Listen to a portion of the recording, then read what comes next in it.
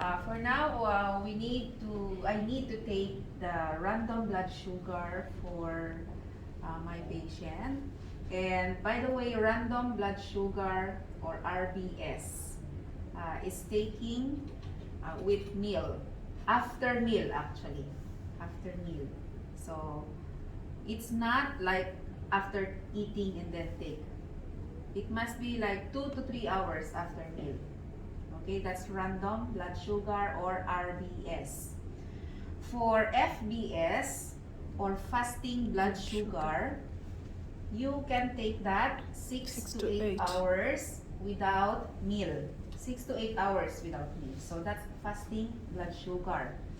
And the normal blood sugar level for adult, it is 70 to 110 milligram per deciliter.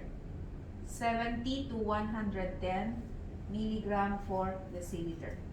Okay?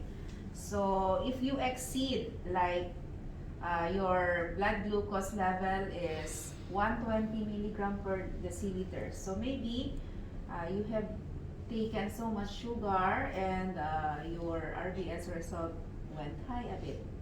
Okay, and then maybe after an hour or two, it will go down, especially if you have some activities, you have used the sugar. But for patient that has diabetes and it's quite uncontrollable, for example, it goes 140, 130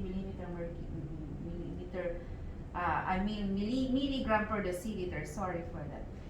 And sometimes it is hard for them to let their blood glucose level go down. So what you will need to do if they reach that, for a patient that has diabetes, we usually give insulin. It depends on the doctor's instruction or order how many units we will give. Okay, there are patients sometimes we give like four units, 6 units if it's not that so high. But as far as I have gone through, I have a patient that the level of blood glucose, the RBS, was 210 to 20. So sometimes we usually give her 46 units of insulin. So we use Lantus. Okay, for that, for the insulin, we have to put it in the fridge. It must be preserved. Okay, and then we just use it.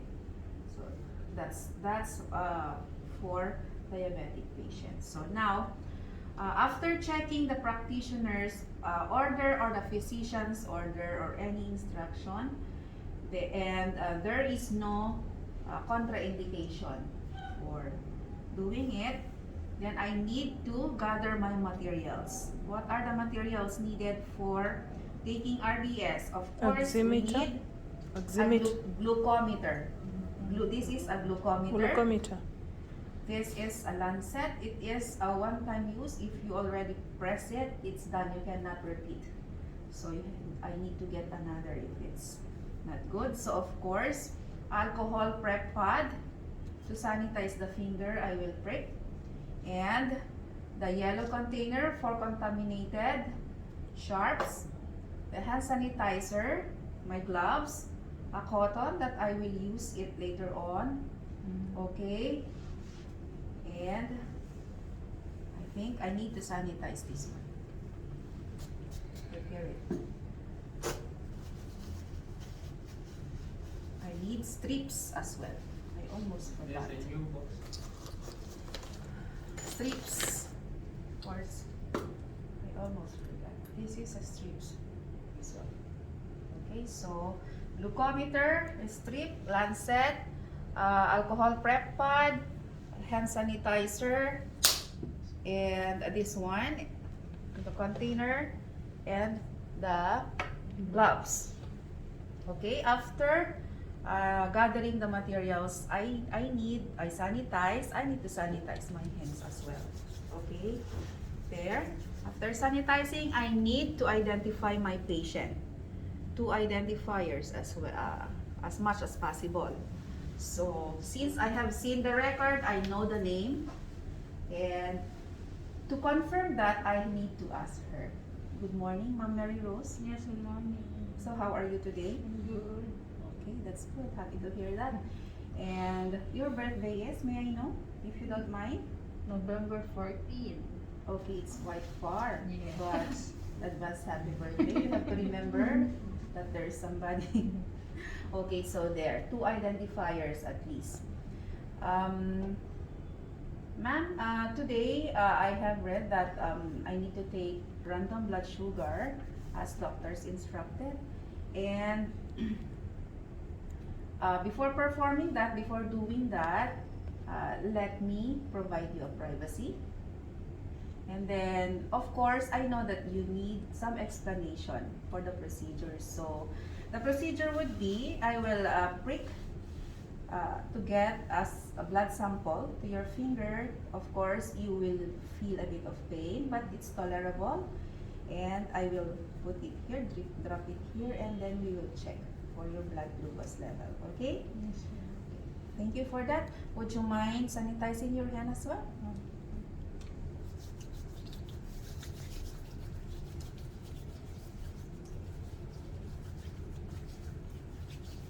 Okay. After that, I will wear my gloves. Let it dry a bit. Okay. This is it.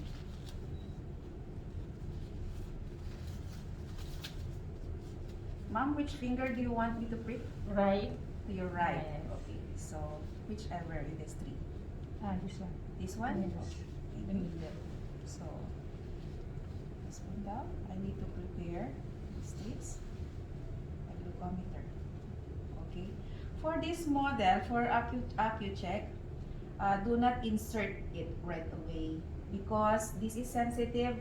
If you inserted and waited for a long time before dropping the blood, it will be error later on. So just put it like this. For other models, other brand, maybe you can. And then I need to prepare cottons and this one. Okay, so it's like that. And now I need to sanitize the finger since she wants me to prick it here. I will milk it. Milking is like bringing blood to the end of your finger where I will prick it. And then I think it's good. I will sanitize. So I have already chosen the puncture site. So it's here. I will sanitize it. So in sanitizing, 1 and then at the back 1. Do not do it like this, okay? So 1, 2. After sanitizing, you let it dry and do not touch it anymore unless you will prick it with this, the lancet. So with this kind, I just need to turn and pull out. Okay, so relax. Ma'am, you will feel a bit of pain, Yeah. okay? So, there. Like this. Okay, like this. But for the other one, using the pen, you need to put lancet inside, adjust it. This you cannot adjust, of course, it's direct. Okay, so we're using this one now. Ma'am, you're ready? I'm ready to prick it. Okay? It must be close to the skin, like this, not like that. No space. It must be close like that to the skin, and then 1, 2, 3. Okay? The first blood, you need to wipe it away, and then milk again.